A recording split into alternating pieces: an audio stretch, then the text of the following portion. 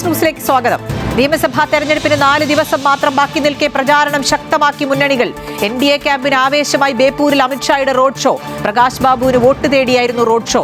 കണ്ണൂരിൽ UDF സ്ഥാനാർത്ഥിക്കായി DK ശിവകുമാറും പ്രചാരണം നടത്തി.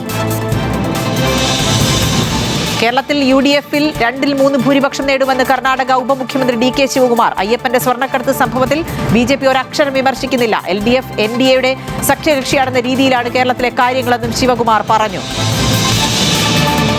BJP അധികാരത്തിലെത്തിയാൽ കേരളത്തിന് എയിംസ് സാധ്യമാകുമെന്ന് കേന്ദ്ര ആരോഗ്യമന്ത്രി JP നദ്ദ. സ്ഥലം ഏറ്റെടുക്കുന്നതിൽ തടസ്സങ്ങളുണ്ട്. മാറ്റത്തിന് BJP അധികാരത്തിലെത്തണം. സംസ്ഥാനത്ത് ആരോഗ്യ മേഖലയിലെ അടിസ്ഥാന സൗകര്യ വികസനത്തിന് കേന്ദ്രം നൽകിയ വിഹിതം സർക്കാർ കൃത്യമായി വിനിയോഗിക്കുന്നില്ലെന്നും JP നദ്ദ.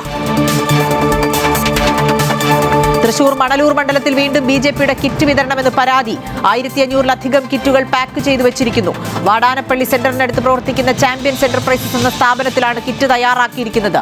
LDF UDF പ്രവർത്തകർ പ്രതിഷേധം നടത്തി. ലൈംഗിക അതിക്രമ കേസിൽ പോലീസ് കസ്റ്റഡിയിലുള്ള സംവിധായകൻ രഞ്ജിത്തിന്റെ തെളിവെടുപ്പ് പൂർത്തിയായി. രഞ്ജിത്തിന് ആരോഗ്യ പ്രശ്നങ്ങൾ ഉള്ളതിനാൽ നടപടികൾ വേഗത്തിലാക്കി. നാളെ വൈകിട്ട് 4 മണിക്കാണ് കസ്റ്റഡി കാലാവധി അവസാനിക്കുന്നത്. കർണാടക കുടകിൽ ട്രക്കിങ്ങിനിടെ കാണാതായ നാദാപുരം സ്വദേശിനി ശരണ്യയ്ക്ക് വേണ്ടിയുള്ള തെരച്ചിൽ തുടരുന്നു. കർണാടക വനം വകുപ്പ് ഉദ്യോഗസ്ഥരും പോലീസും ചേർന്നാണ് തെരച്ചിൽ. യുവതിയെ 2-ാം തീയതി മുതൽ കാണാതായി. എറണാകുളത്ത് സോഫ്റ്റ്വെയർ എഞ്ചിനീയറായ ശരണ്യ തനിച്ചാണ് കുടകിലെത്തിയത്. കുന്നമംഗലം കുരിക്കത്തൂരിൽ പടക്ക നിർമ്മാണത്തിനിടെയുണ്ടായ അപകടത്തിൽ ഒരാൾ അറസ്റ്റിൽ. കോഴിക്കോട് മുണ്ടിക്കൽ താഴം സ്വദേശി വിഷ്ണുവിനെയാണ് അറസ്റ്റ് ചെയ്തത്.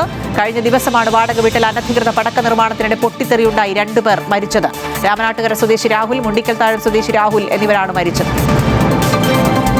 ലോകമെമ്പാടുമുള്ള ക്രൈസ്തവ വിശ്വാസികൾ ഈസ്റ്റർ ആഘോഷിക്കുന്നു. ലോകം നേരിടുന്ന വെല്ലുവിളികളെയും യുദ്ധ സാഹചര്യങ്ങളെയും മുൻനിർത്തി സമാധാനത്തിന്റെയും പ്രത്യാശയുടെയും സന്ദേശം നൽകി ലിയോ 14 മാർപ്പാപ്പ. ലോകത്തിന്റെ വിവിധ ഭാഗങ്ങളിൽ തുടരുന്ന ആയുധങ്ങളുടെ മുഴക്കം നിലയ്ക്കണമെന്നും സമാധാനത്തിന്റെ പാത തെരഞ്ഞെടുക്കാൻ രാഷ്ട്രത്തലവന്മാർ തയ്യാറാകണമെന്നും മാർപ്പാപ്പ.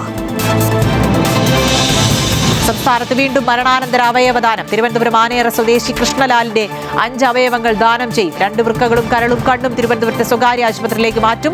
അപകടത്തെ തുടർന്ന് ചികിത്സയിലായിരുന്ന 33-കാരനായ കൃഷ്ണലാലിന് ഇന്നലെയാണ് മസ്തിഷ്ക മരണം സംഭവിച്ചത്.